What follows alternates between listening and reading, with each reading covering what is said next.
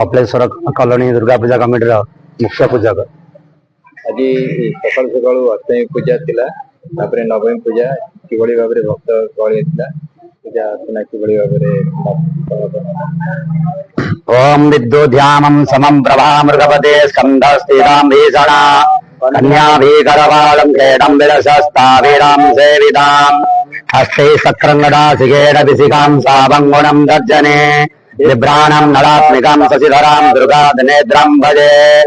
माँ दुर्गा देवी चरण सन्निधो अनंत कोटि प्रणाम। आज महाअष्टमी ये महाअष्टमी रे आज रात्रि 3टा समय ठारू माँ पूजा अर्चना करागला एवं 6टा 29 रु 6टा 53 भितर 6टा अंतर संधि पूजा 6टा 53 संधि बलि प्रक्षण करागला। माँ महाअष्टमी पूजा प्रारंभ शेष होगला। तेणु आज भक्त मान बहुत आनंद उत्साह सहित माँ दर्शन करिसेंती। माँ कृपा आशीर्वाद फल प्राप्त करिसेंती। एथरक पूरा किभଳି भाबरे भक्तंकर उत्साह थिला किभଳି भाबरे कोरोना बेले आमर सरकार गवर्नमेंट जे कि भक्त मान मना करा जायतिला जे कौन सी अनुष्ठान रे समस्त दर्शन करि परिबे नहीं। तेणु समस्त भक्त माने बहुत मन दुखर थिले। एणु एबे जो दर्शन करूचंती भक्त यह बहुत आनंद उत्साह मिलू। सेक्रेटरी अच्छी आज महाअष्टमी पूजा थिला राति 3टारू पूजा आरंभ होई सकाळ 6टा संधि बड़ी कार्यक्रम समापन है।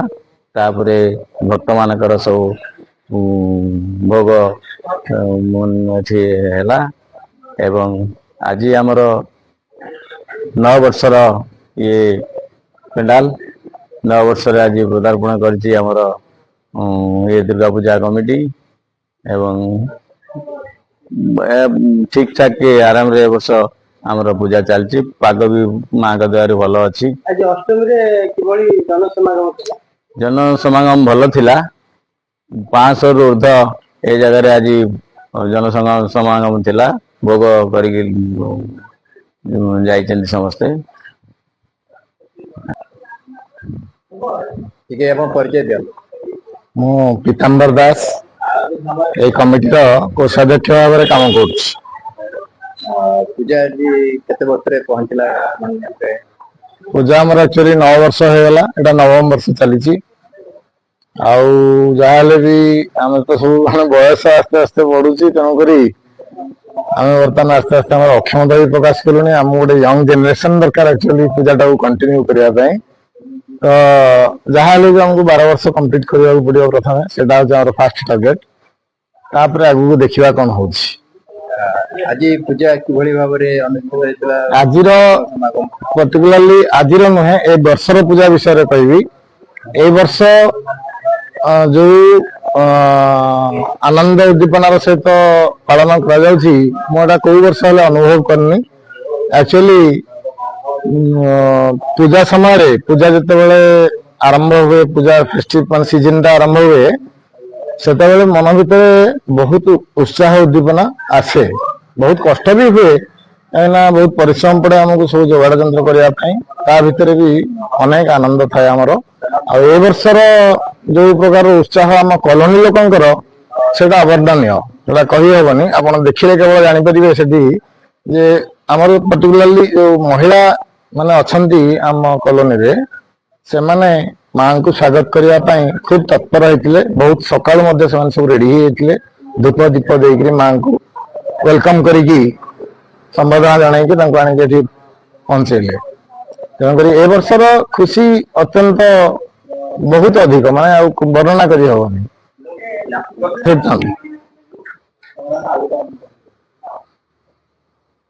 महांती दासनगर सहर